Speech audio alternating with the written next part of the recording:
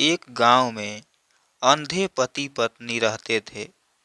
इनके यहाँ एक सुंदर बेटा पैदा हुआ, पर वो अंधा नहीं था। एक बार पत्नी रोटी बना रही थी। उस समय बिल्ली रसोई में घुसकर बनाई रोटियां खा गई। बिल्ली की रसोई में आने की रोज की आदत बन गई। इस कारण दोनों को कई दिनों तक भूखा सोना पड़ा।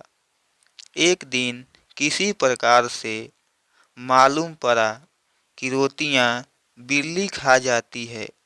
अब पत्नी जब रोटी बनाती, उस समय पति दरवाजे के पास बांस का फटका लेकर जमीन पर पटकता। इससे बिल्ली का आना बंद हो गया। जब लड़का बड़ा हुआ और उसकी शादी हुई, बहू जब पहली बार रोटी बना रही थी, तो उसका पति बांस का फटका लेकर बैठ गया और फट-फट करने लगा।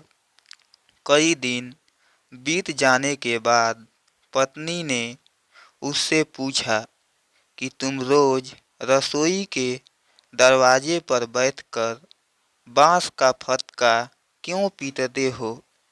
पति ने जवाब दिया कि ये हमारे घर की परंपरा यानी रिवाज है, इसलिए मैं ऐसा कर रहा हूँ। दोस्तों, कहानी का सार ये है कि माँ बाप तो अंधे थे, जो बिल्ली को देख नहीं पाते थे। उनकी मजबूरी थी, इसलिए फटका लगाते थे। पर बेटा तो आँख का अंधा नहीं था, पर अक्ल का अंधा था। इसलिए वह भी वैसा करता था जैसा माँ बाप करते थे। ऐसी ही दशा आज के अपने समाज की है।